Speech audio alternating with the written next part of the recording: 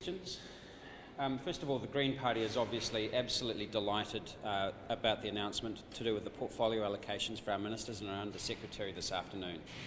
We are both simultaneously very proud and very humbled to be bestowed with this responsibility, and we're obviously looking forward to getting our teeth into government. The MPs who are going to be taking on these roles are people who I have an enormous amount of respect and admiration for. They're tremendously talented, very experienced in their respective fields, and I think will do an ministers and as an Under-Secretary in the next Labor-led government. It does give us a tremendous opportunity to work on the areas that we campaigned on in climate change. In relation to the 3,000 species that are facing extinction, they will now have a fighting chance, I think.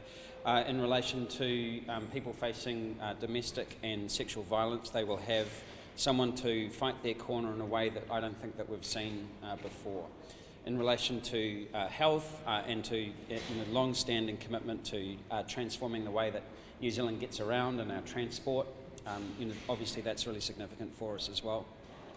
So it is, I think, when we set out with a really transformational and broad-ranging program at the election, the 10 portfolios that are allocated across the four of us give us the ability to put in place a lot of that agenda. So we're obviously really proud and pleased about that. And happy to take any questions, either for myself or any of the four of us. So we haven't actually worked through all of the specific delegations yet for any of the associate roles, but I do know that it will be involved in particular on leading the work around setting up the Green Investment Fund. Yeah. How will you work with Māori on the Kermadec sanctuary? I think that's going to take all of government to do that. So all three parties have a commitment to working with Māori to ensuring that both treaty rights are upheld and that the Kermadec sanctuary gets over the line in some form. I do know that the last government has been working on it. We're just going to have to see how that plays out as well. So you think it will still go ahead? Yeah, I've got every confidence that that will still go ahead, but we are committed to working with Māori to ensure that te tiriti rights are upheld in that process. Can you explain why you want land information alongside conservation, and how much extra funding have you got for conservation? It's actually in the New Zealand First Agreement, isn't it? So did you secure it or did they? We will be putting in a strong bid to the Minister of Finance. Obviously the budget has yet to be decided. Land Information New Zealand is responsible for the South Island High Country, pastoral leases, huge area of ecological importance. We want to ensure that it's managed sustainably and work alongside farmers to do that. Given what you said about delegation not being decided yet, do the airport particular interest in transport you expect or would like to get? I would like to make road safety a big priority, and I expect to be working on that. We do, in our agreement, have an agreement with Labour to have reprioritised, so we have a more balanced transport system, so we can look forward to safer walking and cycling, more frequent and affordable public transport, as well as improved road safety. Do you have any input into the rail and other interests that the Greens have expressed there? I expect I'll be working closely with both my Labour and New Zealand First colleagues on the whole package. Do you think you'll have to work harder as Minister for Women, given it's outside Cabinet? Obviously, the Green Party always said that we would have the women's portfolio inside Cabinet, but being outside Cabinet, it's fantastic for us to be able to finally make progress on closing the gender pay gap, both in the public and private sector, and I'm really looking forward to that. What will be your first moves there? We have an agreement with Labour to make significant progress on closing the gender pay gap, and that's going to be a priority for me. Is there anything in particular you're going to do first off the bat? Probably hire staff. Good start. It was very pleasant. Was it what did you talk about? It was a social call, mostly because you guys had been giving us such a hard time for not having met yet, so we felt that we ought to. But frankly, we've just been so busy on all of the setup that last night was sort of the first opportunity that either of us had to connect. So we just had a bit of a social call and sort of talked about how things are going to unfold in the coming days. What kind of whiskey did you bring him? It was a Glenmorangie. Did you have a glass as well as giving it to him? No. Why didn't you crack the Oh, because I was a bit busy setting up the government. Did you bring up the Kermit's thing? No. Kermadec's mainly. Why the Minister for Business? Sorry? Why ministerial? It's the only portfolio that counts. So, actually, no. Look, statistics is actually one of those portfolios, a bit like land information, I think, that doesn't have a terribly high profile, but which is vital for the running of government. And I think that we can be very proud of the record that we have in New Zealand of the way that we manage information. And also, there are some things that we want to do in that field to do with how we measure our success as a country. And so statistics is the department that would look after that. The outgoing government was looking at shaking up the census and modernising it. Do you know is the incoming government going to make similar moves in that space? Oh, look, I'll have to get my head around the portfolio first, read the briefing for incoming ministers, and then we'll see how it goes. How soon will the Independent Climate Commission be set up? Our intention is to introduce the Zero Carbon Act in the first 100 days of the new government, and then we'll essentially once that act has passed. I would anticipate by the middle of next year sometime. Right, cool. Yeah. Seems like there are some pretty big changes coming for the Ministry for Primary Industries in terms of breaking that all up. What do you make of that? Actually, we have talked about that ourselves and saying that actually what we need to do is we need to take a look at our oceans and our fisheries and the sustainability of how we manage our oceans as distinct from what we do with agriculture, forestry and land use. Obviously, all three parties have got a significant interest in forestry, both from a commercial and a regional development perspective on the one hand, and also from climate change and conservation issues on the other. So I think that the way that it's been kind of distributed, if you like, is terrific because it looks after all of those distinct interests. Yeah. How are you going to close the gender pay gap? Do you have specific measures that you're planning to introduce? Yeah, we campaign on specific policies around that, and it's going to be first and foremost showing leadership from the public sector and working with the private sector. Are you, I think it might have been Catherine Delahunty's bill requiring private sector was it yours, Jan? It's Jan Loge's bill. Catherine's in mine. Oh, okay. Yeah. Requiring private organisations to be more transparent with the gender pay gap. Would you resurrect that?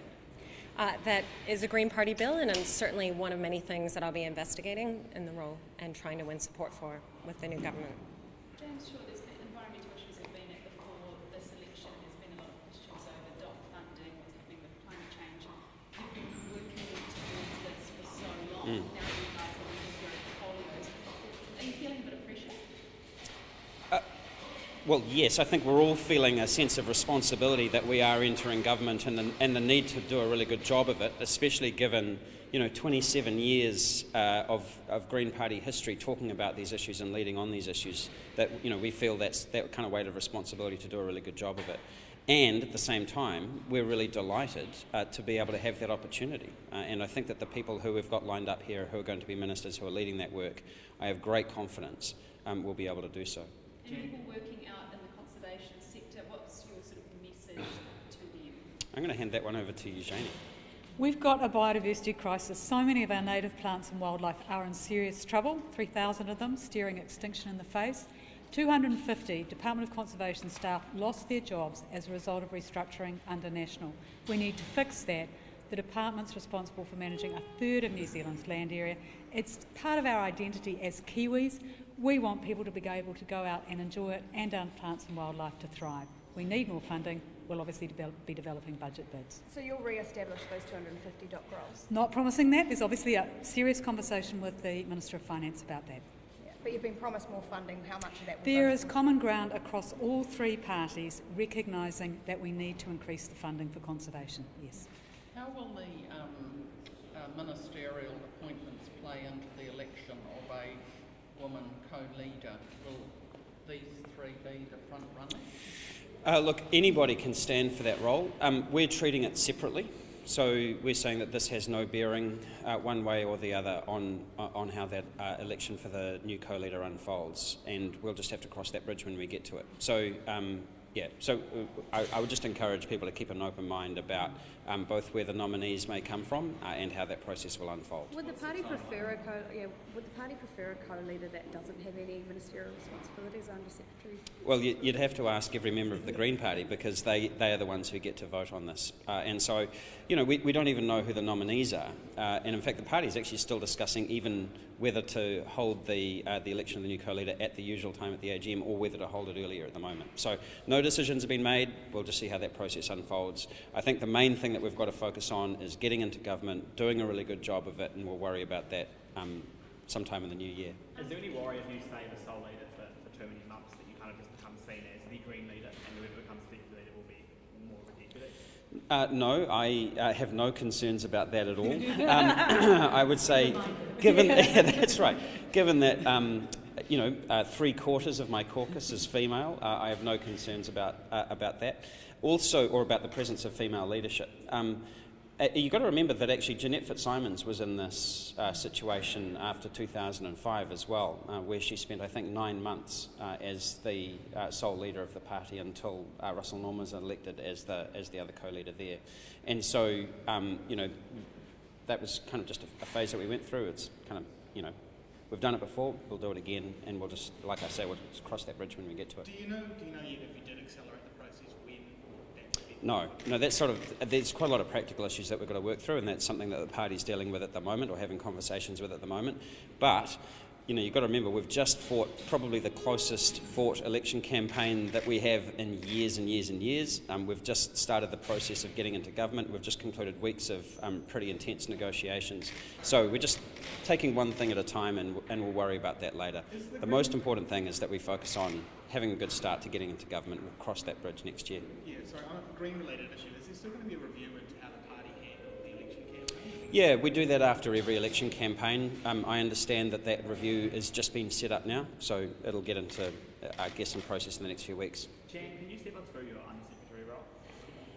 Not in detail, but I'll be reporting to the Minister of Justice, and the focus is sexual and domestic violence. Are you looking forward to working with Andrew Little? Yeah, I am. I have a lot of respect for Andrew. I think he's a very solid man with a lot of integrity. Do you know at all what your role will entail in terms of just the basics? No, I'm working that out, but I came in my maiden speech talking about my commitment to changing our culture of violence in this country and putting victims of domestic and sexual violence centre in our decision making, and I'm so absolutely stoked to be able to get a chance to do that. Do you know about resourcing? Will you have I don't know the details yet. Yeah.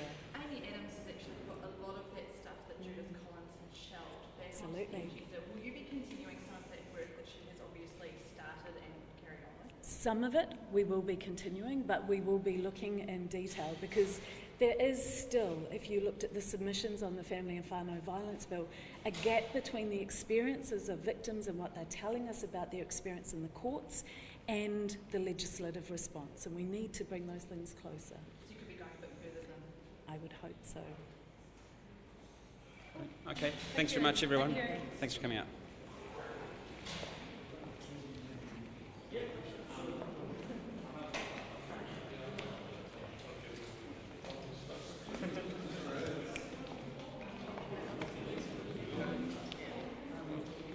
Populist appeal by mischaracterizing or misunderstanding our problems and giving in to the impulse to scapegoat and belittle. The impulse to scapegoat and belittle threatens to turn us into a fearful, backward-looking people. Came on the same day the Republican picked a new fight with Senator Bob Corker, chairman of